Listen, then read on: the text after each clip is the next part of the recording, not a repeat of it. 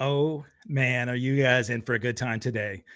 I think I mentioned to you just prior on Facebook that today may be the most entertaining character you've ever met in your life. He certainly is one of mine, has brought me endless laughs and has made some pretty funny conversation, I think, on tour. So before I get started with him, let me just tell you guys my wonderful sponsors at Five Star Guitars have sponsored and they've helped the show out quite a bit. If you go to fivestarguitars.com/all access live, you're going to see about 6 pages of great products, accessories, guitar cases, everything else that you get 15% of discount using the promo code of all access 15. So go to fivestarguitars.com, look at all their inventory. You can buy all that stuff and not have to pay sales tax because there's no sales tax in Oregon. So you save a bunch of money there. Then you get the 15% off using that promo code on anything you find at the link below. Make sure that you go there and thank them for being a sponsor for us. They have lessons from pros like Jennifer Batten. So if you're a huge guitar hero and want to be even better, get a lesson from somebody like Jennifer Batten through Five Star Guitars. She has a Guitar Cloud Symposium that you can sign up for. If you go to this link, Jennifer and several professionals are offering an opportunity to teach you how to get the best gigs. There's a deep dive session coming up on March 20th that they are advertising on Guitar Cloud Symposium. So let Jennifer know that All Access Live sent you as well. She's a dear friend of mine and the reason I got started on this show in the first place. So if you're not yet subscribed, I want you to go to this channel, youtube.com/all access live with Kevin Rankin. There are 161 episodes prior to this one that you're going to get access to. You can look at all sorts of people from great musicians and bands to actors to athletes and other visionaries. Probably none more entertaining than today's guest, though. So before I bring him on, I just want to give you a little taste of what I'm talking about. So I'm going to hop off screen and I want you guys to get to know my friend Kayvon. This is him with Judas Priest. Kayvon or something like that. Yeah, that's how Brummies talk. Top lad, Mr. Ian Hill of Judas Priest, a gentleman and a phenomenal consummate musician. His bass licks are absolutely thunderous when Judas Priest set the stage with their Firewire and electrifying act. The British Steel album was really the album that personified Judas Priest. They're from Birmingham, and Birmingham is a steel town. The members of the band, various members of the band, worked there, and British Steel was the name of the company as well. So they took that name, I believe, and incorporated it for the album. Songs from the album was also performed tonight. United, which is about the union workers and working on the steel plants and whatnot. Really a rousing and riveting song in itself. I loved it. I mean, it was a great show from start to finish. Travis, the drummer.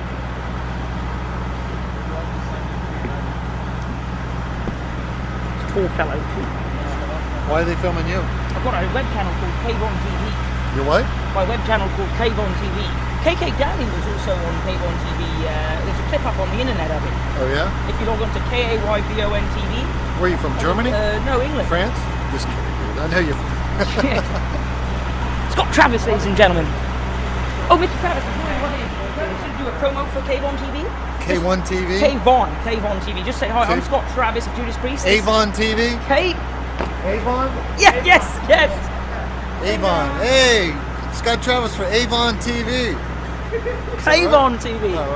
All right, there we go. Scott Travis, ladies and gentlemen. And now. Oh, I thought that was KK Downing. I almost had a heart attack. There's Mr. KK Downing right there. There's my friend. I know that voice. Yeah, oh yeah. How can you forget, right? I know that voice very well. I was actually sitting How you doing, buddy? Very good. I was sitting in the 7th row on the floors on your side. Were you? I was, but there were so many people cramming the front. Everybody was just going right to your side. Not too loud for you, was it? No. That left speaker was very loud. Was it? It was. No, louder than Whitesnake, but. Yeah? Oh, definitely. Oh, good. So you caught me last time we were here in Canada, didn't you? I did, definitely. And what's the name of your website again? Kayvon TV. Did you see the Kayvon interview? TV, Did you see? You did. Can you put the thing I must say... Look at that photograph, my God. I must say, your thing with the Terminator, what was Terminator, Arnold Schwarzenegger. That was killer, that was Oh, killer. thank That you. was red hot. And you heard that from one of the greatest guitar players of all time, Mr. KK Downing. That is an honour, that's a privilege. Boy, I nearly shat myself with laughing. It was interesting. He's pretty short. I thought he'd be taller. Oh, Not that tall. It's like all of us stars. You look bigger on stage. You look bigger in the movies, in the action films, that make you look 10 feet tall. Exactly, dude. I mean, there's still room. He's still growing. He's still growing. He's okay. Yeah, I gotta get up to. I'm hoping to be 6 foot, but There you go. it's a rare treat to hear British Steel performed in its entirety from the European album, the original. Yes. It's fantastic to be on tour, doing what we do. We would never have put a set list like this together. Right. But it's almost like people are receiving it like almost like a Judas Priest farewell tour. Do you know what I mean? Precisely. Yeah. There's kind of a total magic in the air, and you know, the nostalgia. Well, just to hear all those songs that you haven't burning. you haven't put the entirety. It's just Amazing. Yeah, I mean, we've tried, you know, year after year, decade after decade, putting these like fancy set lists together, you know, thinking, you know, we want to evolve, move on as artists and musicians, but really nostalgia is so much stronger because obviously now, 30 years on the anniversary of British Steel. The album, It's like so many people were like, you know, 12, 13, 14, 15, all in the teens, lots of people. What year was it? 19... What was that? The year of the album It itself. was 1980. That was the year I was born, folks. Yeah. British Steel was made the year I was born. Yeah. So Ironic. So what's he doing here? He's not a part of the nostalgia team. He's not in the band Judas Priest, but he's here. Look at the get-up. What can I say? And he gets everywhere. He's just like herpes. Got to be persistent. Cheers, Mr. Oh my God, ladies and gentlemen, I have Kayvon right here. But my favorite line on the planet is "You're everywhere, you're like herpes." Ladies and gentlemen, I have Kayvon Zahedi. How are you doing, my friend? Very good, thank you. It's an honor, Kevin, to be on your All Access Live, sponsored by 5 Star Guitars. There you go. Thank you for the pimp. I appreciate that. That's a good thing.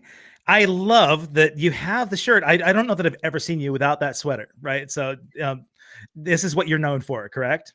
Well, there's a few of them kicking around. It's just not the same shirt every time. Although every celebrity, artist, person I've ever met, they say it's the same shirt. It's not. Yeah.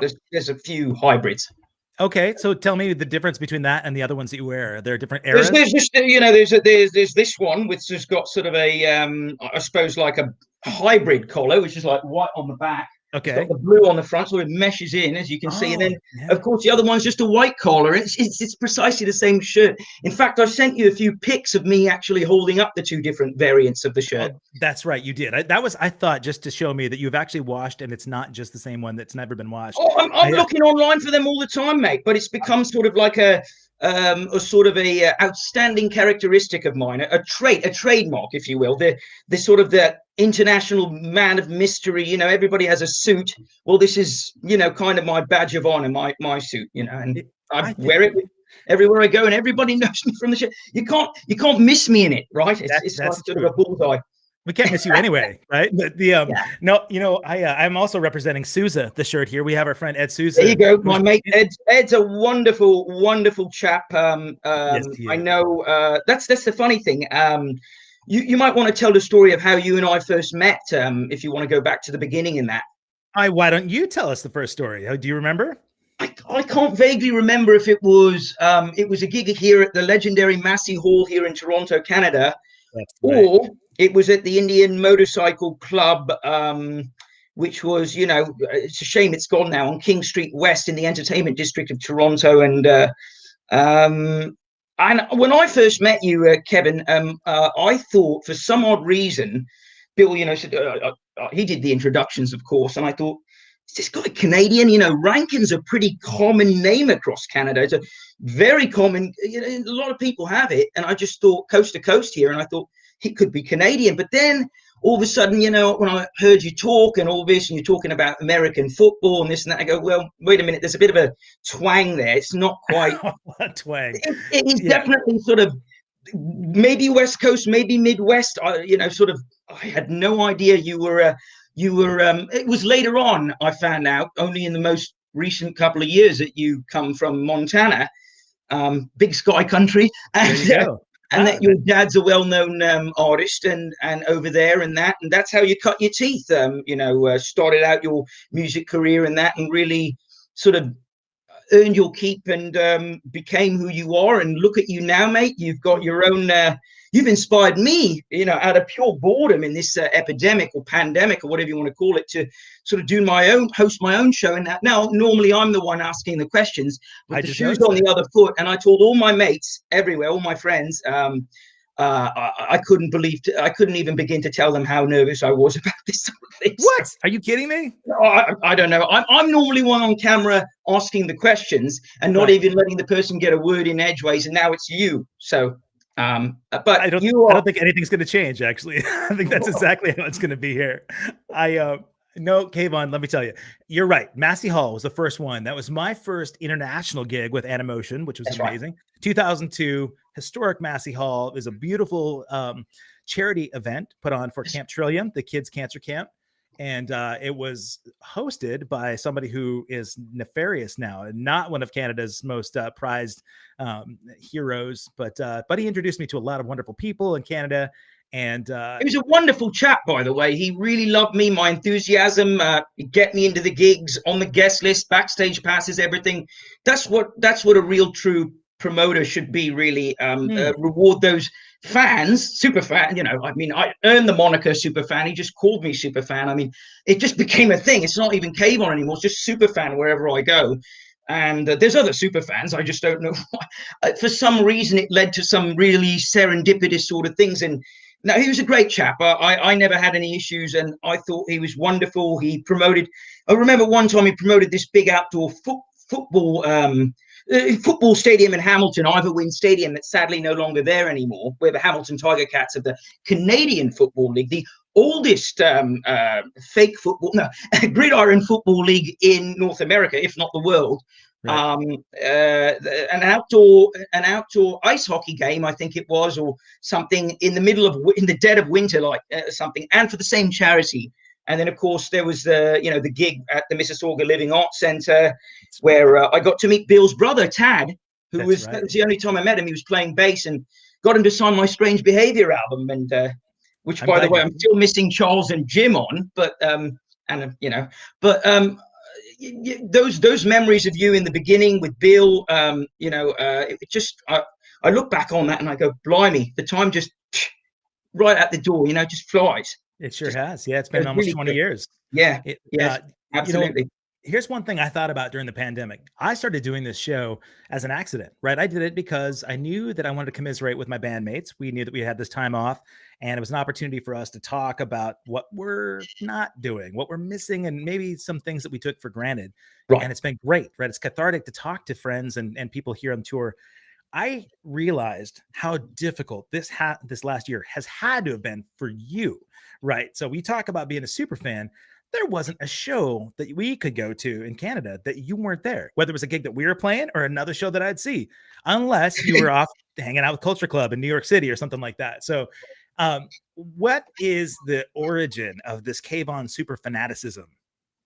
It's a good question, really. I suppose,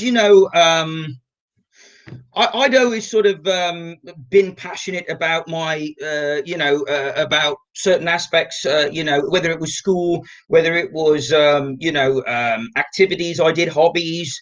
I guess, what it was, one thing sort of led to another, and it was sort of, it just brought me to, kind of a trail to follow. And it's more to do with my inspirations, my, aspirations, inspirations, what have you, for lack of a better word, that I was always into drawing, art, and I was always into music. I think early in school I developed a love of art and music and sports as well. Entertainment, sports, hand in hand.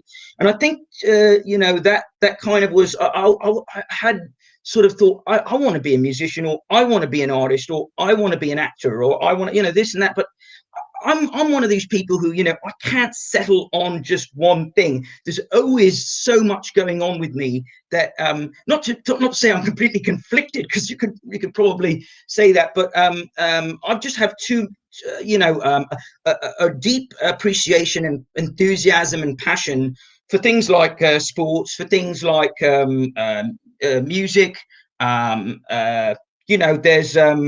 There's so many things along the way that sort of kind of was stepping stone to get to, then going to my first gigs, and seeing all these different bands that I grew up with and listened to on the radio and watching on the telly, and both in England and here in Canada, and of course, it never occurred to me that eventually, somewhere along the lines, it would just be like every week would be like, I'm doing this every other night, or every, just like I could tell you stories that I would probably go on forever, but we could probably say that for part 2. But literally getting on a plane, flying somewhere, not even dropping off the luggage, going straight from the airport, somehow getting through into the club with the suitcase intact, no checks, getting in there, backstage, band bringing me in, you're on the list, go to the front of the stage, you're Kayvon, we know you.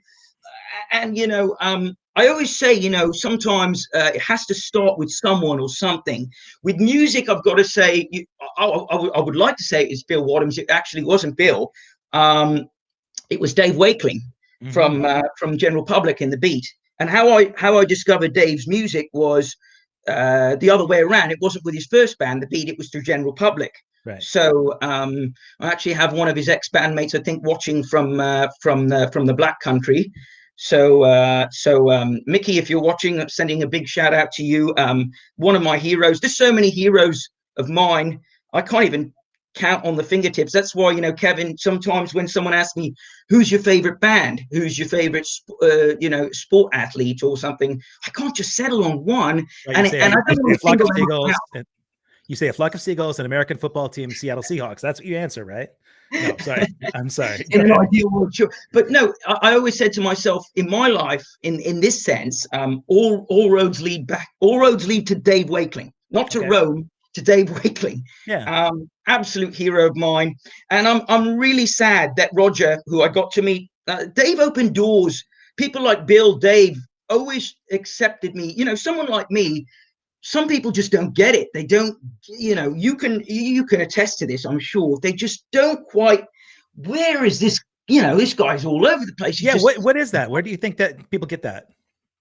I don't know. I suppose my deep passion, my just I don't know. Some people say I have sort of an encyclopedic photographic memory and knowledge of all these trivial bits of information that nobody else would really give a toss about. So I mean, right. I pay attention to and for me, I'm same with sports, same with music. I've always been about the underdog more than the big thing. I was never a fan of like the Beatles or I wasn't into like big bands. Bruce Springsteen and all them. No, I was more into the things that interested me. So I'm a very niche sort of person. I'm very fussy and picky when it comes to taste. And I'm lucky I've got some good taste, I'll tell you. But there's so many things. I mean, if I was to, I couldn't bundle it into this one show. But if I could tell you my life story, you'd be floored with the anecdotes, my background and this and that, but it led me to great things. I mean, I eventually got discovered by a couple of chaps going to gigs and doing what I did, and they go, "You've got to have your own show. You are a fascinating character. You are a character. You're a one-of. You're a one in a million, Kayvon. You need to have your own reality TV show, or at least if it's not a reality TV show, a show all about who you are and what you do." So that's where Kayvon TV came from. That's right. And I never thought in a million years that a couple of guys right off the street, just, acquaintances of mine, just said, you know what, we'll put in all the budget. You won't even have to take a penny out of pocket.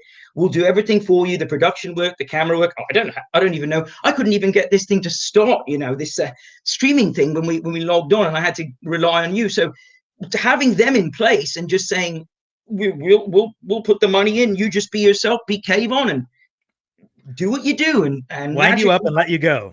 Well, pretty much, yeah. Yeah. Although I wish you showed. I don't have any footage with me and Dave and the beat guys and the general public guys. I wish you had something of an emotion or them. But Judas Priest is a good start there. So. Oh yeah, no, absolutely. David, that's rare. That's rare. I have to tell you, okay, so I do want to go back way before Kayvon TV. I'm thinking about you in school. You mentioned you were into sports. You're very passionate about music. Are you an only child? No, actually, I'm not. You have siblings. I'm the first I have a brother. That's right. Who's a completely different personality than I am. Okay. You know, I don't know. We've never been. I'm the older brother. We're about almost 2 years apart. He's much taller than I am. He doesn't have his hair. I still have all my hair. And I look a lot younger than him. Many people think I look too young, and how old are you? Well, if you really ought to know, I was born in the year 1980, which was, in my opinion, probably the best year of all. So many great things started in 1980. So you do the math. Everybody out there, round out the numbers. We're just worlds apart. But obviously, he's my only brother. He's my only sibling, and he's just his family. I love my brother, and he's going through a really hard time right now. Because we're such different people, you know, we used to, obviously brothers do that, you know, they fight and that, but everybody meets me and they go, he's got an English accent. Your brother doesn't have one. Well, what's going on here? And like, my brother's the only Canadian born member of the family, which is born right here in Toronto. And I was born in Wimbledon in southwest London. And which by the way, I think you never knew this about me. My favorite sport is actually tennis. Okay. Yeah, I did not know that about you, but I did see you at Wimbledon behind the table after the celebration, right? So it looks like you're picking up the spoils and maybe you mean the football club as well. Well, of course, Wimbledon Football Club. If anyone out there is watching who doesn't know who the Crazy Gang or the Dons are, Wimbledon Football Club. It's the most Cinderella story in professional sports, or in sports period. If you want to talk about an amazing story, and I hope all the people I know from the club are watching back in London there, it is just remarkable. And only just this year, you know, they've started playing matches in the new, you know, they returned to a new home ground. They finally got one built after having played in Kingston upon Thames for the better part of, you know, from 2002 to 2020. That's a heck of a ride. And now all of a sudden, I don't know if you know what franchising is, but it happens a lot in sports, and never in the history of I don't know about European sport, but certainly probably European or football anyway, British football, English football.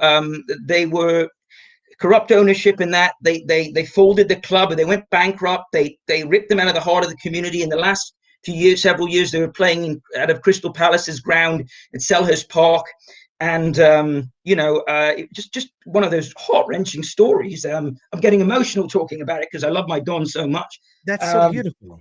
But I never thought in a million years that later on I'd get to know the president and all these guys. Ivor, if you're watching, and Jim and all those chaps, Pietro. They treat me like gold there. I mean, giving me tickets to come in and watch the matches and that. And I haven't been to the new grounds yet, but you know, one of my mates who's a big Wimbledon supporter, Steve Walker of Modern English, he's probably tuning in. We've been to some matches together there, and I love the Dons. I've always loved the Wombles.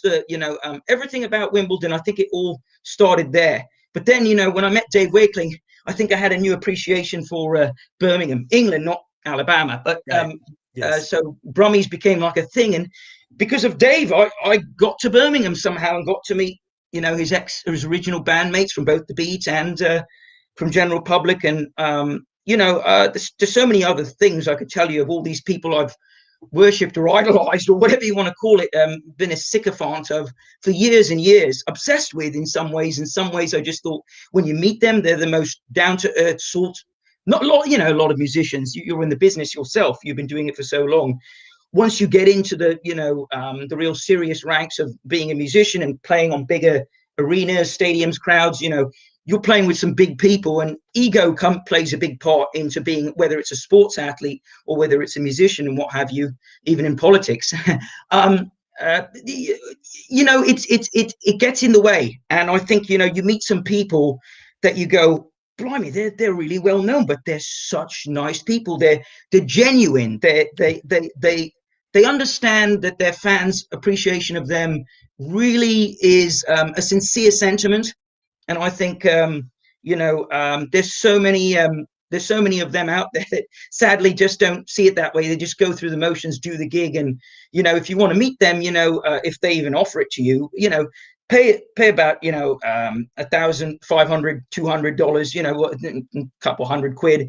And then, you meet them for all of, 20 seconds, and you heard it off like a circus animals, like sheep. Next, right. It's the cattle call. But then again, it's great that way that they even provide that opportunity, because back then, you could just meet. It wasn't done that way. I think a lot of artists and bands have kind of changed and sort of capitalized on that, and kind of gets in the way. But then if you're a true musician and your fans are genuine, diehard, hardcore fan, you're gonna go, wait a minute here, this guy's paying money out of his own pocket to get on a coach bus or to get on a plane and travel overseas, or just cross the border, what have you, and not be one of those who's gonna you meet and they're one of your heroes and they give you like a bickering and bollocking, and you're just gutted or devastated, and you're like, oh God, I wish I'd never met this person. Has that happened to you? Unfortunately, yeah, it has. Okay. There's been the odd ones, but for every odd one, there's some, it's the world. There's good and bad in everything. Sure. That. I'm glad you. I know you think all Canadians are great people. Well, you'd be shocked. There are some people in Canada as well who, I remember when I first came over, started attending school here, I got bullied like crazy. Derek Giles calling me. Right in the middle of this and all that. Who else is chatting? You want my energy drink? I see. Look at all the comments. I didn't even see this. You've got a lot of fans. My mate just across the border there's watching with Michelle. This is great. And Andrew Mann, you got the one in Rome, gentlemen, or like Johnny Enthusiast. Look at that. This is great. Johnny mentions that you actually are introducing the Spoons tomorrow for their streaming show. Is that right? Blimey. Well, then they won't be the first act who's asked me to compare or host a show, that's for sure. But I'd be delighted to. I'd be delighted to if that's really the case. Absolutely. By all means. I got to prep myself all over again tomorrow and psych myself up. Yeah, I mean, I'm sure you have a lot of stuff going on Friday night, but make sure you set aside some time because they're streaming the show in Oakville. Kevin. Yes. Every night, Friday night for Kayvon, mate. Oh my! Hold on, that's the soundbite. Can you say that? We're going to isolate that. Producer, grab that soundbite. We're going to use that one later on. Every night, it's Friday night for Kayvon. Kayvon, I'm thinking about the first time you mentioned that Dave Wakeling was the first introduction into the super fanaticism, right? So you've been introduced to so many bands. You've walked in. I've seen you at Rod Stewart's show. I know that you've actually toured on the bus with those guys, right? I know that Don Kirkpatrick is sort of taking you under his wing. And Dave Palmer, great mates of mine, Chuck Kentis, who was an instrumental part of putting together the first Animotion album after 30 some odd years, Raise Your Expectations. That's right. Yeah. And it's amazing that both Don and Chuck, were part of that. And here's another really mind-blowing story. So about around the year 2005, 2006, one of my favorite artists who's been a massive Stranglers fan, like your boss there, Mike Score. Right. That's how the band Flock of Seagulls came to be in a way. They got their namesake from the band, from the tune Toiler on the Sea. Right. So I like to just point out that Hugh Cornwell, if there's a guy you thought didn't get off to a great start and kind of, oh, wait a minute here. But later on in years after, like, I don't know, best loves me. He was the one who coined the term for me, Kevlar von Teflon. Oh. And I went to Hugh, I go, Kevlar von Teflon. I said, you have something there. I said, does that mean because you're a coat of armor? You're implacable, Kayvon. Nobody can shake you. You are literally, I don't know if that's a super fan reference or something, but That's a better weird. reference than herpes, right? So, Well, I wouldn't go. KK, obviously, there's a little Brummy humor for you, but right. no. So I go to meet. Hugh was over. Hugh Cornwell from the Stranglers, the frontman. He left the band in 1990. The Stranglers continued after him. Sadly, their keyboard player passed away last year because of COVID, sadly, and now they're kind of planning the last farewell tour and that sort of thing, and who knows when that will happen over there in the UK. But anyway, so I met Hugh, and then I got to meet this chap, a very eccentric chap like me, sort of very. I knew there was something about him, and he came right up to me, very friendly, actually. And I met him, and he said, "That's a Persian name, Kayvon, isn't it?" I go, "Yeah, both my parents are from Iran, and I'm of Persian extraction." What he also said, "I've been there numerous times," and he showed me the passport and that, and stamped it. Mirabad Airport in Tehran, which I thought was blimey. That's okay. This guy's where are you from? I noticed, strange accent. I'm from. He's an Australian chap. I don't know if you're watching, but Charles Kennedy, Charlie, my good mate, I love you, and he's become one of my closest mates. I don't know if you know the story, but Hugh Cornwell, if it wasn't for Hugh Cornwell, I don't think I'd have met Charlie. And every time I've gone over to London in subsequent years, I don't have to bug my auntie and my uncle, my mum's sister, and to go and kip at their places, their flat in London there. So now I'm commuting up straight to Surrey, to Charlie's place, and to eBay House, as I like to we refer to it, and basically kipping at his place. And he's usually away off traveling the world. Big aviation enthusiast. He's traveled to Chernobyl, the most offbeat places, Iraq, Chernobyl, to the exclusion zone there, where most tourists can't even get in. They have to have a special permit requirement. He's led tours of North Korea. Now, how many Westerners go to North Korea to do official visits? That's pretty mind-blowing stuff. But this is what he's got this bent to him, like myself. And I think, to be honest, I'd never met someone as fascinating. I saw a lot of him in me, and vice versa. So he knew right away. Blimey, we got to just connect. And then years later, I was at his place, and I just stumbled in and walked in the door, and Bill's youngest son was in there. Will sat there and talking with Charlie at the dining room table, and I go, pinch me for a second, but talk about full circle. I don't know about you, Kevin, and you probably are the exact same way as me. I don't know if anyone out there, if anybody else out there. I'm not religious. I don't believe in this sorts of things like that. But I think there's such a thing as destiny. I think, somehow, whether the stars align us or something happens, there's a journey that that's set aside for us in life that it's out of our control, and it just happens. Whether you want to call that serendipity, fortuity, what have you, there's got to be, there's got to be something really ethereal about it all. I think, if that's the word, so to speak. But you meet people in parts in life. My good friend Greta over there in England, who I got to meet just going to gigs and seeing Dave Wakeling. Then she was the UK tour manager for Dave, and I love her to bits. And then meeting people like one of my best mates, Youth from the band Killing Joke. Those guys just adore me. And there's a lot of bands, of course, that go, I'm not so sure about him and this and that. But for the most part, I think, Loverboy, Mike Reno, my favorite Canadian artist, my favorite Canadian band. He's a sweetheart of a man. He's a sweetheart. If there ever was one. I mean, well, there is another one. There is another one. Tell me, please. I'd like to know. Well, he's a huge fan of yours and mine. Somebody that I love, who's really taken me in as an honorary Canadian. He's actually here to say hi right now. So I want to thank Ed Sousa for popping in and saying hello to Kayvon. How are you, buddy? Good. How are you? Nice to spring on you. It's funny. Oh man, I miss you. You don't know how much I miss you. I don't know, Ed. Can you tell Kevin? I'll give you the long version. Can you tell Kevin how we first met? Can you tell when you first saw me? Wait, hold on a second. Don't you think Ed? Don't you think Kayvon should tell these stories?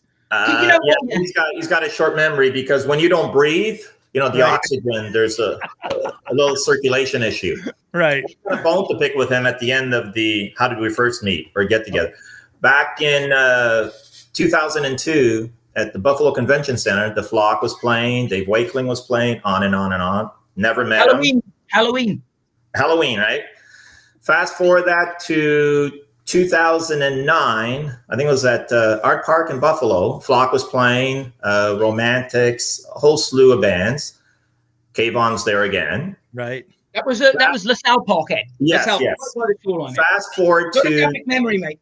Yeah, fast forward to 2016. Flock is playing at Bears Den at the Seneca Casino in Niagara Falls, New York, just prior to you getting on, Kevin, with a band. Right. So all of a sudden, Kayvon, as usual, front and center with his, air drums, air guitar. And at the end of the show, he comes to me, he goes, I met you before. And I go, no, I haven't met you before. He goes, I saw you back in 2002. I go, Kayvon. I didn't even know his name at the time. I just said 2002. Ask me what I did yesterday, and I can't remember. And all of a sudden he goes, yeah, then he said about the show at the Halloween show. And he goes, and you were also at the 2009 show. I go, yeah. So I'm thinking he's an American. This is in Niagara Falls, New York. So the biggest mistake I've made was he goes, can I get your number? I'm thinking I'm never going to see Kayvon again, right? Little did I know, Kayvon lives in Toronto, right, Kayvon? That's right. And as they say, the rest is history. So now he's at the beginning. I think the gentleman from Judas Priest said it's like herpes. Was that what he said? Yeah, he said it's like herpes. He's everywhere and keeps coming back. Yeah. What's above herpes? I don't know, but. Well, I knew that there was a dinner thing because one of the greatest times that the three of us have had together is that Ed, for those of you that are watching that may not know Ed Sousa, I know Mike Skill knows. Mike from the Romantics is here. It's great to see you, buddy. Mike and I are doing it's a really cool project. We're actually in the studio again tonight. We're doing a really cool streaming thing next week, but I'll let him tell you about it. But we've all gotten this opportunity where Ed brings these wonderful shows into the Toronto area up in Mississauga for a Classic Bowl, where he has charitable events and he brings in bands like A Flock of Seagulls and When in Rome and the Spoons and Honeymoon Suite, all these bands. And afterwards, there's sort of a celebration dinner. Ed likes to have a sort of a breaking bread at this wonderful restaurant next door to the venue. And Kayvon, like he does, somehow ends up in the band table, right? Where you've graciously, Ed, you've provided dinner for the band and Kayvon. But thank you, Ed, by the way. I'd like to get another couple of invites or permanent invites to those things, by the way. That's not exactly true because the last time I was in there. Okay, right? sorry, I jumped in again. Well, yeah, Ed, you want to tell him what happened last time I was in there? And the waiter came over because Kayvon was at my table when I asked Kayvon, hey, buddy, you need to just let me take a breath. I need to get some space. I couldn't breathe because there was so much oxygen in the room and you took it all. So I had to walk outside. And the waiter came up and said, hey, your buddy there, he was supposed to pick up the tab last time. Is that right, Ed? Absolutely. All right. So what's the deal there?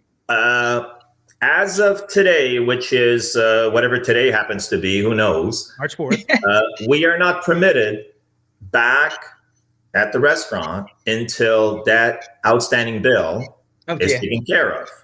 Oh, dear. So I handed the bill physically to Kayvon, and I have proof. And Kayvon, gave new meaning to Dine and Dash. Yeah.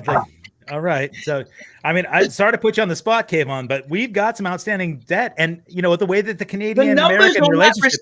The numbers on that bill, I'm not good at math to begin with, but Kevy, mate, I was looking for that window to just look over there and then just dash off, and that was basically... But it's funny because it's always 6 degrees of it's not 6 degrees of bacon, it's 6 degrees of Kayvon.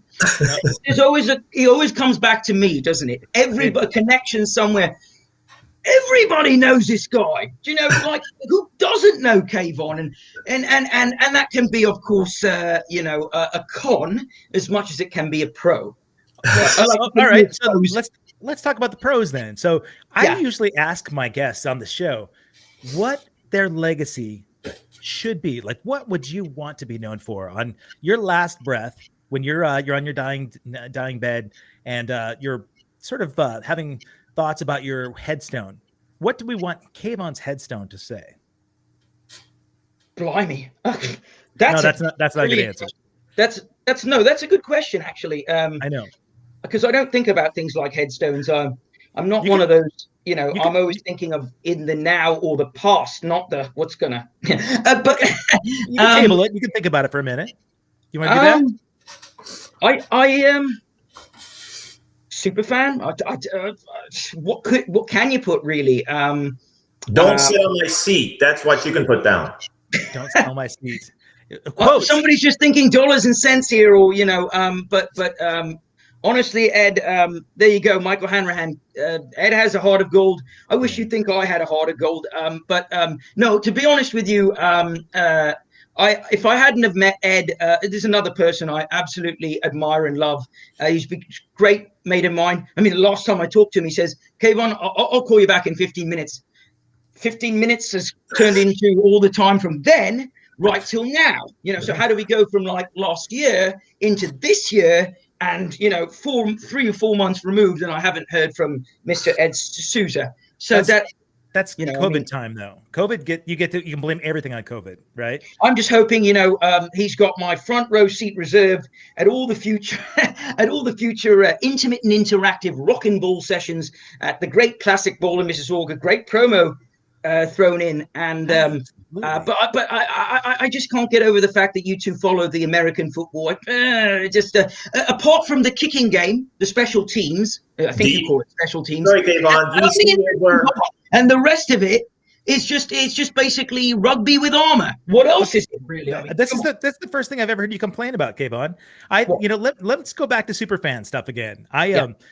I know the Rod Stewart crew, the entire band knows you well, right? You've been on a tour with the tour bus for a while, right? I'd like to give a big shout out to John Talbot as well, JT, my mate, Dave Palmer, Don. Yeah, but go on with this story, yes. Well, I'm just curious, where did you feel like the opportunity to just walk into a show, climb in front stage, or get on a bus, where did that sort of, I don't want to call it entitlement, but I'm trying to think of because you've got balls of steel, Kayvon.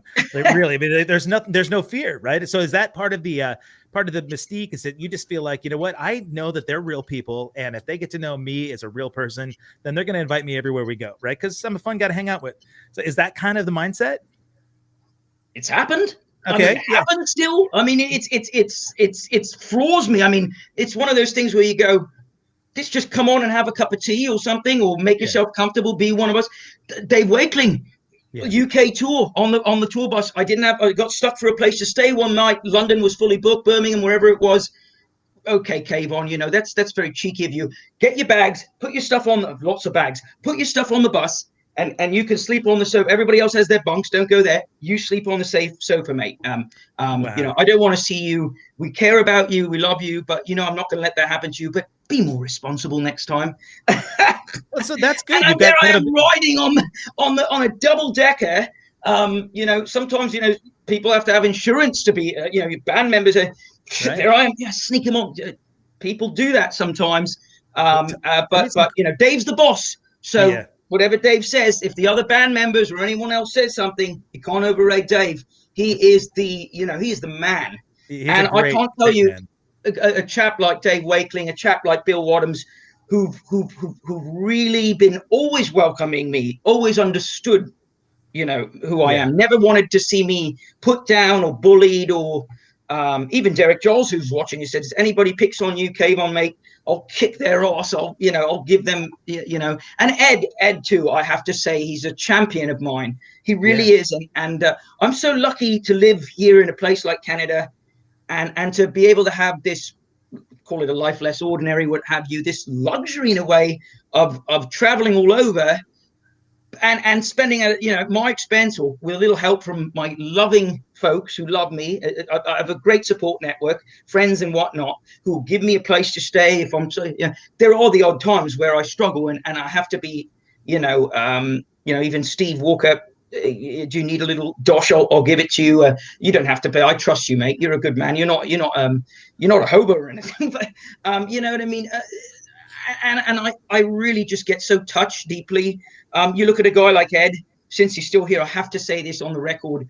He always puts himself before others. He's Right. one of those people. And Dave's ex-drummer, Everett Morton, and people like Mickey Billingham, they will, you know, sometimes you can't sort of impose on people, be presumptuous in that, but they'll go, no, we care about you. We want to look after your safety. We want you to come there, stand side stage, do your thing, dance, be Kayvon, because we feed off of that. I mean, the first time Roy Hay of Culture Club said, we wish you could come, and John Moss, tour and Mikey, Craig just sent me a text about his Chelsea winning again at Anfield. So like, come to all the shows if you can, and you're in, you know. And my mate Whiff, who was with Jesus Jones, I met, and now is with the band Mumford and Sons, so the biggest Wimbledon FC fanatics, and get tickets. And you know, one time Whiff at the Pretenders gig at the Who concert in Toronto, the Pretenders were opening up, and Chrissy saw me. I had a 10th row ticket. She said, "Wait a minute, that guy dancing, you know, he's great." And she kept looking at me and, you know, playing guitar, doing a thing. She goes, "I can't take my eyes off you. You could just," she locked in. And Chrissy Hine isn't one of those people. She gets freaked out by. So what happened was an usher came at this arena in Toronto, the Air Canada Centre at the time, and said, they saw I had a 10th row seat on the floor, which I paid lots of money for. And I saw an empty seat there with the support band. Nobody else. The beginning of the show, everything was empty. The Who hadn't come on, and so I'm sat in the dead center front row, and I'm up and down bouncing around. You know, you can't miss me. All animated and stuff.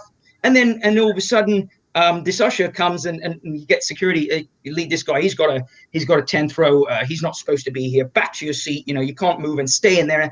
And then all of a sudden, he's walking me back to the seat, and Chrissy Hine stops. You know, in the middle of the song or whatever it is, no, wait, you know, and then she tells was actually Whiff, get him for, you know, bring the Air Canada Centre.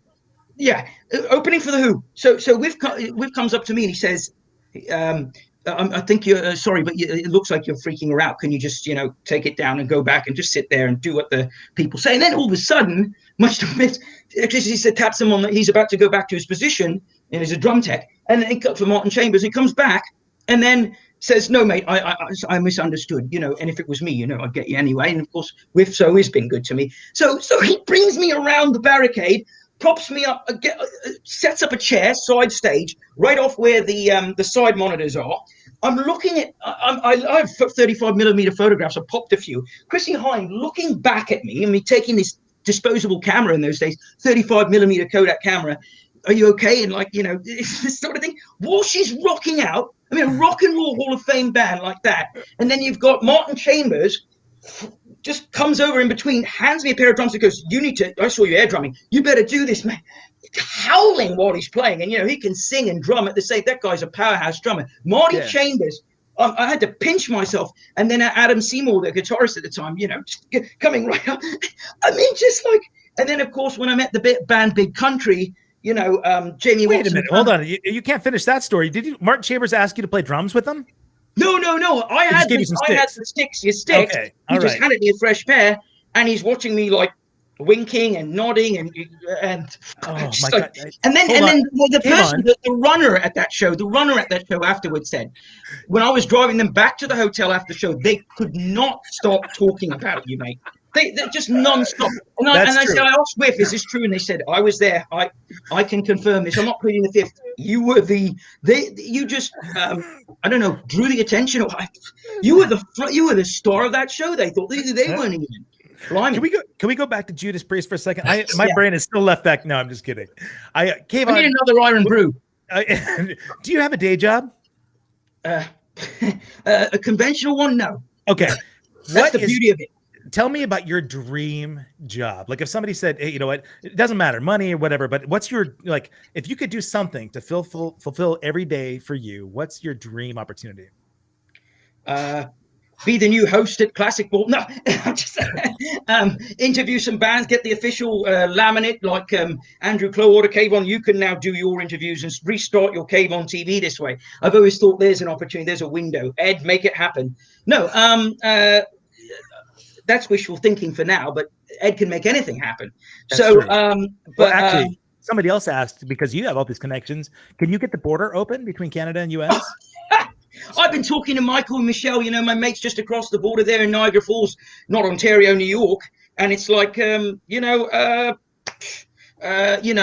anyone can, get over the border, it's got to be you, Kayvon. You've got this charm to you. Every time I go across that border, mind you, going into Buffalo or Lewiston, which, by the way, I'm sad that the British lost the war against the Americans. Otherwise, that would all of America would be ours. But the customs officers. There's that guy again. He knows all the 80s synth pop, new wave, rock bands, punk bands, ska bands. You can go. They don't even they're like, passport done. We know you all. Go. It's just like they don't want to even ask anymore. It's the familiarity. That's the guy with the show on, you know, they're looking up.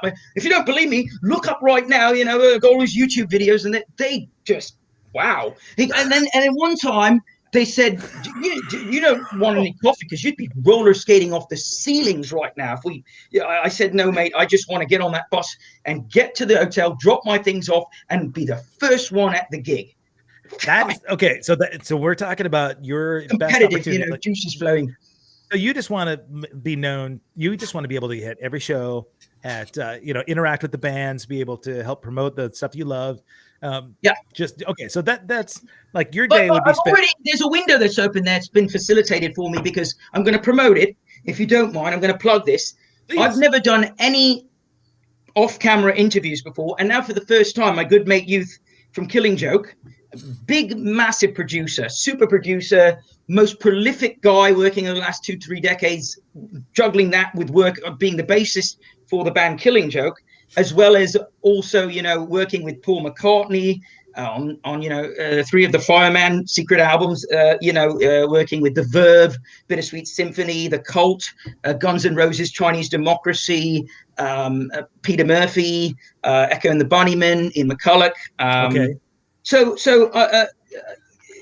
now there's a new thing he started up called the South London Arts Lab. And I'm originally from South London, so it really hits home for me. And it's a labor of love. And he put it all together just with volunteers. This isn't a paid gig or anything. It's all these people, artistic kind of people, friends of Youths. And they put it together. And he asked me, would you like to do an interview with your friend Mark Stewart from the pop group? And I thought, blimey. I've never done I'm not a journalist. I don't write interviews. I don't know how to collate. I'm half the time, you know, there's all these thoughts racing through my mind and I can't even get the questions out, you know, in a certain order. So he said, just think, you are a journalist. You have it in you, mate.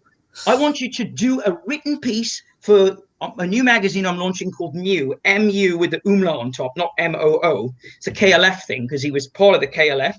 And here it is. Instead of Mark Stewart getting on the cover, they have Jarvis Cocker on the cover of the magazine. And there you go, Mark Stewart right there. Oh, there you go. Right here. I'm going to make Alan Moore, great graphic novelist from Northampton. Mark Stewart. Okay. So turn to page. I can't believe this. And if this was difficult with a guy like as brilliant and as eccentric as Mark Stewart, a hero of mine, and all of a sudden I need facilitators. See, Ed? And Youth is a facilitator, and Bill Wadhams is a facilitator. Dave Wakeling's a facilitator. But look at this. I can't tell you how much immense respect and love I have for Youth. But you know, this is the artwork that's done for it. Michael Coles has done all the album cover artwork for Killing Joke since the band started.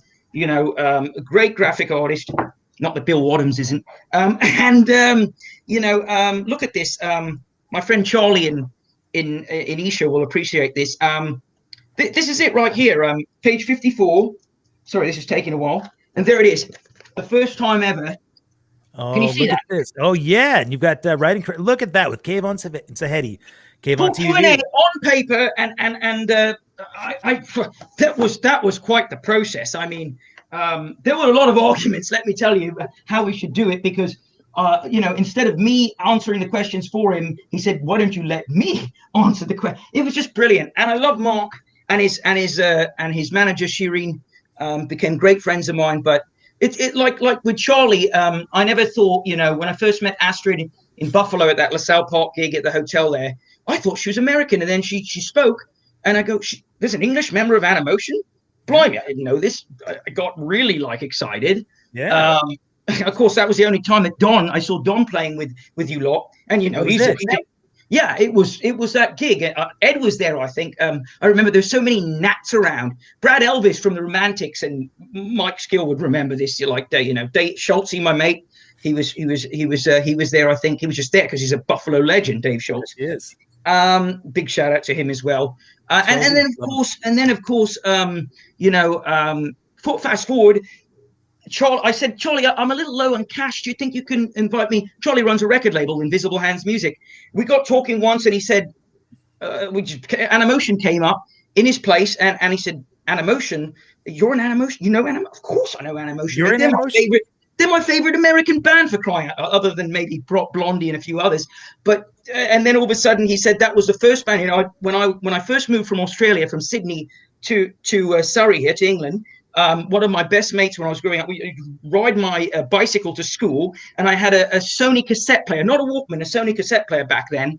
And I had the Strange Behavior tape cassette. I'd pop it in, and I had the headphones on, listening to it.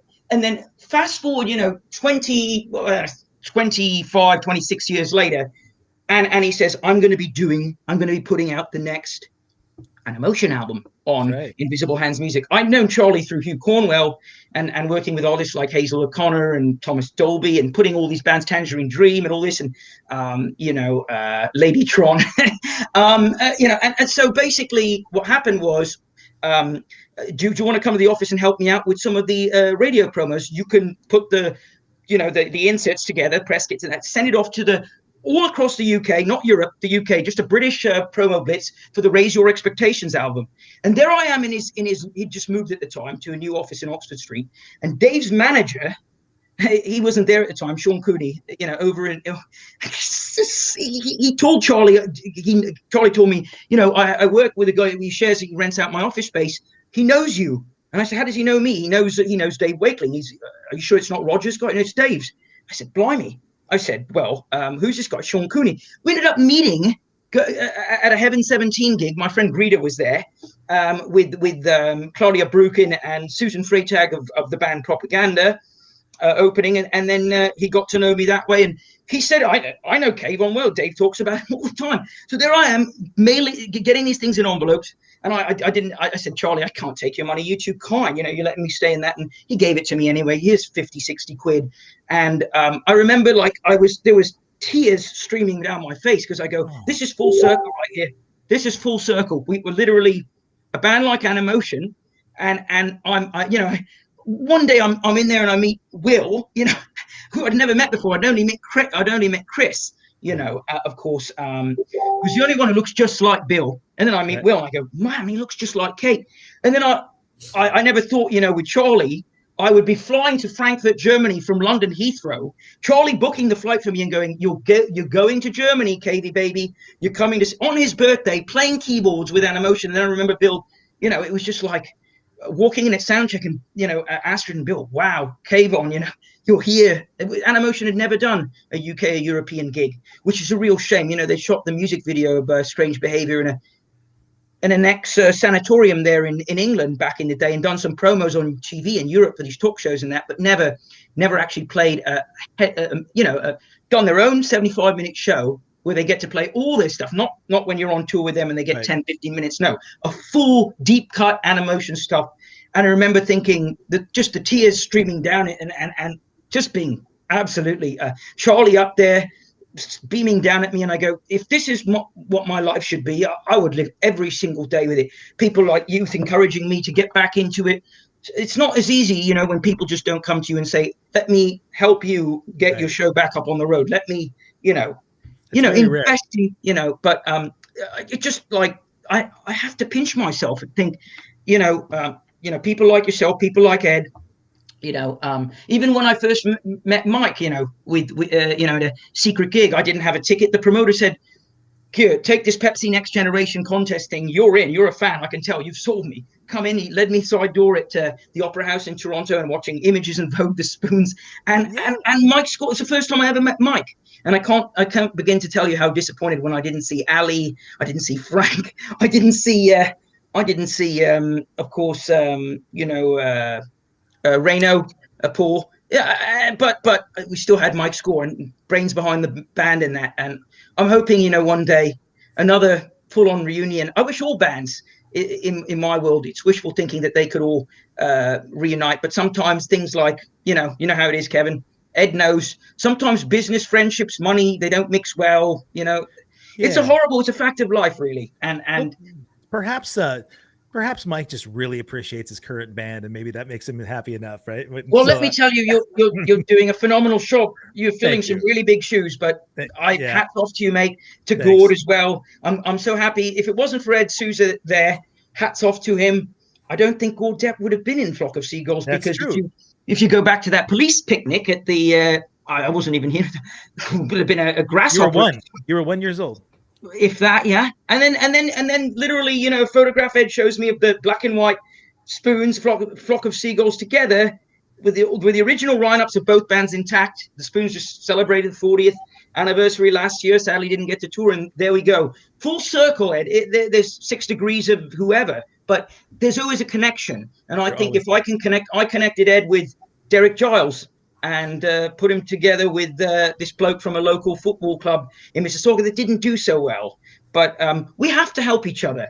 You know, I think it's all about, if we're friends, that's what it's all meant to be. We assist each other, we support one another. If we're feeling down, if we're upset, if we, you know, what can I do for you to make you feel happy? And Ed's one of those sorts of people. And Kevin, you're a wonderful human. I don't have to tell you that.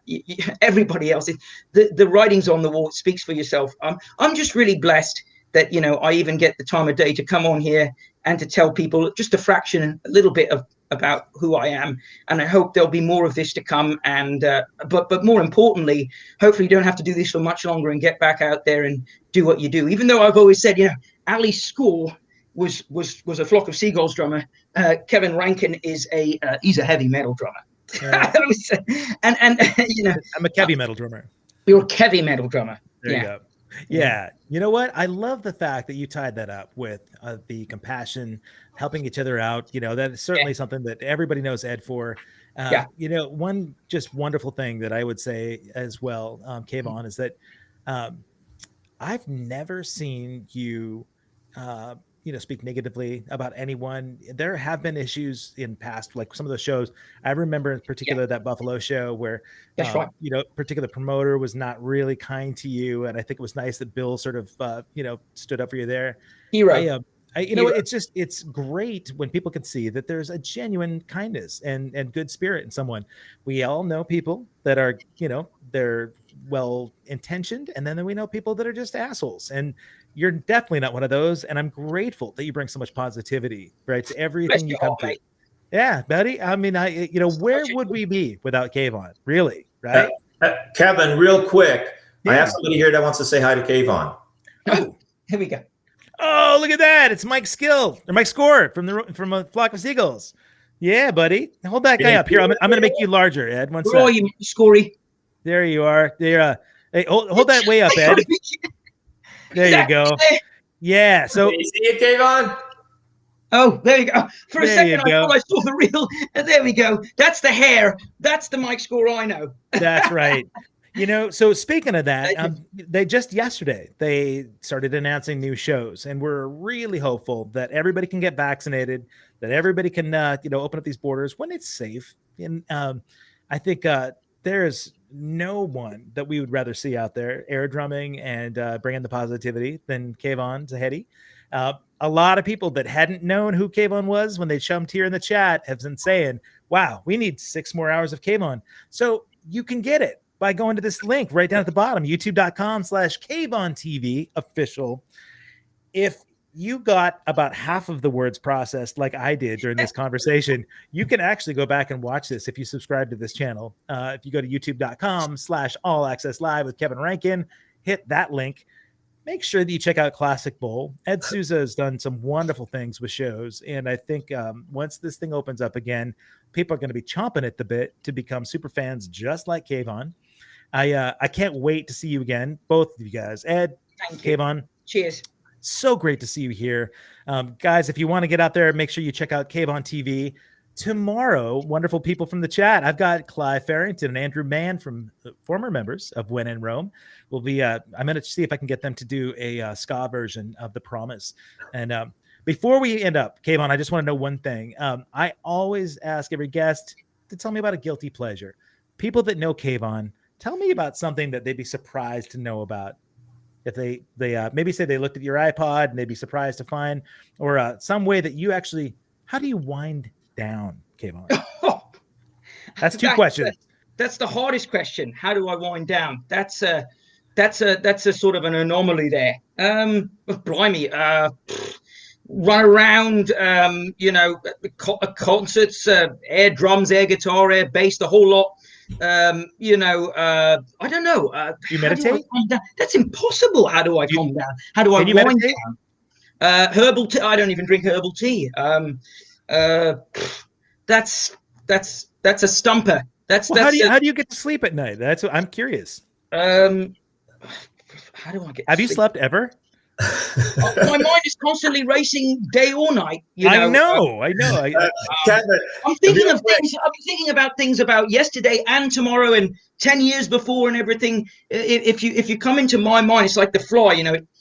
That's who I am. I just. It takes off, it lands on something, circles back around. You don't see it for a while, great, it's gone, and it comes right back on, right there again. It's stuck. So with me, I'm stuck on things, and I don't know. Prozac. Do you? I mean, is it exhausting to you? Yeah, I mean, have you ever seen me eat before? Have you ever seen me drink? Oh, I don't know if Ed has, but I could probably. All I know, Kayvon, is you haven't been at Tim Hortons since you lost your phone before the Flock and Spoon show. Don't remind me about that one. I still haven't got over that. All my videos, and that wasn't the first time that's happened. Literally a couple months after I had it, $1,400 Canadian down the tube right there. Yeah. I was not myself at that gig. But Kevin gave you some Timbits, so it made it even. That's right. I never knew there was such a thing, Kevy, that called Find iPhone. And if I had that turned on, maybe it would have made. But what Ed knows, Mike Score himself and Cena, they came to me and said, "Dear love, we lost everything. The visas, that whole, the school got his whole in Downey, California, home of the original McDonald's. He had had to get a McDonald's reference in there for Ed. Mr. McDonald's right there. Ronald McDonald House Charities. So they got everything taken away and literally had to go, fly off to do the Rewind Festival in England. And what can you do? You don't have your stuff with you. All this stuff he had from even back in the heyday of the Seagulls, bits and bobs, tracks of instrumentals and stuff from other members from way back when, gone. And what do you do really? Do you sort of dwell on it? Do you really sort of hang on to it and leave it in the memory bank? No, you have to let go. You move on. You have your life. You have you. And that's the most important thing. As long as you've got your family, your friends, and that sort of thing. I'm the most material person you would want to meet, I think. And sometimes I've got to say, well, maybe what Mike and Cena said was absolutely true. You just got to just absolutely, there we go. Bill Wadham's better late than never. I love Kayvon. Bill gave me a shout out when you had him on, Kevy, so I have to return the favor. Absolutely adore that man. One of the most pragmatic musicians, people you will ever meet. The real one who heads together. He does it all. If it wasn't for him, you wouldn't have Animotion going in the 21st century, and I commend him so much. Like I said, and if it wasn't people like him, Dave Wakeling Youth, there's so many others, Dave Barbarossa, Lee Gorman, blimey, the Modern English chaps, all these people, I can't list everything. We'd have to do another one of these to get through the whole. When I come up with something else, and once Ed brings up some more opportunities for me down the road on this side of the pond, maybe we can have some more stuff to bring and offer. I'm very grateful, honestly. In all seriousness, never mind the 6 degrees of Kayvon thing. I'm truly blessed. I'm really happy to have the life I have, and I just want to make the most of everything. Gord Depp, I'm Kayvon super fan. That's what I feed off of. If you can feed off my love, I should feed off of yours. And I just wish everybody could get along in an ideal world. I really do. Band members past and present, and sports teams, clubs, it's all relative to me. And I think you think the same way, Kevy. And I love you guys. I really do. I love everybody I've ever got to know that helped me along the way or get me, some people just say you're a oneer, you're a one in a million, you're genuine, jog, jog, go for a run around the block. That's it. Bill is the problem solver. Bill knows what to do. He is. Bill is the problem solver. I think here's what needs to happen, because that is your intent, is just to see if you can facilitate people getting along and loving each other. Somebody needs to connect you with Justin Trudeau, right? So you and the Prime Minister need to sit down together and work out diplomacy, right? So that all provinces can get along, that all, does that mean I can sort of as in a diplomat sort of sense get you your citizenship right off the hop without even they're just automatic, I would hope so, because official Canadian. He's Canadian by nature. Just get him here, and he's Canadian. Johnny Matusiak is the only one that's offered to marry me. So that would work. If anybody can do it, maybe it is Johnny Matusiak himself. That's true. Kayvon, thank you so much, my friend. Ed Souza, I really love seeing you here. I miss you guys so much. I miss you too, buddy. I miss all of these people here in the chat.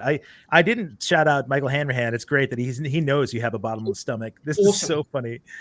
Michelle wants to know who's setting up the meeting with Justin. So I don't have contacts. If I had a meeting with Justin, I can guarantee you I would be probably in Montreal, Toronto, or Quebec City right now. So but in the meantime, what my plan is to bring All Access Live on the road. So once we get out there and we can do shows again, Kayvon, you and I are going to be backstage, and we're going to talk to Ed the Sock. We're going to get all of the McDonald's charity events put together. And so if people want to know and want to follow Kayvon, make sure you go to the YouTube channel, go to Kayvon DV Official. Please subscribe to this channel and follow Kayvon, man. This is the most entertaining cat I've ever met. It's the first time you've ever seen someone stand. Tell me it's the first time not sit still and actually be on their feet the whole time without having sat on, once, just completely on the go, always on the go, always, all over the place. I know. I don't feel like I need caffeine for another week, man. It's wonderful. So back didn't in the even day, break a sweat, mate. I did, but again, folks, if you are able to, tomorrow, 1:00 Pacific, 4:00 Eastern time, I've got Clive and Andrew for When in Rome. So I really look forward to that. Ed, thank you for being here. Kayvon, thank you guys for being here. I am so grateful to have you guys in the chat. This will be Ed, mate, give us a ring. You know my number. Don't make me have to call you.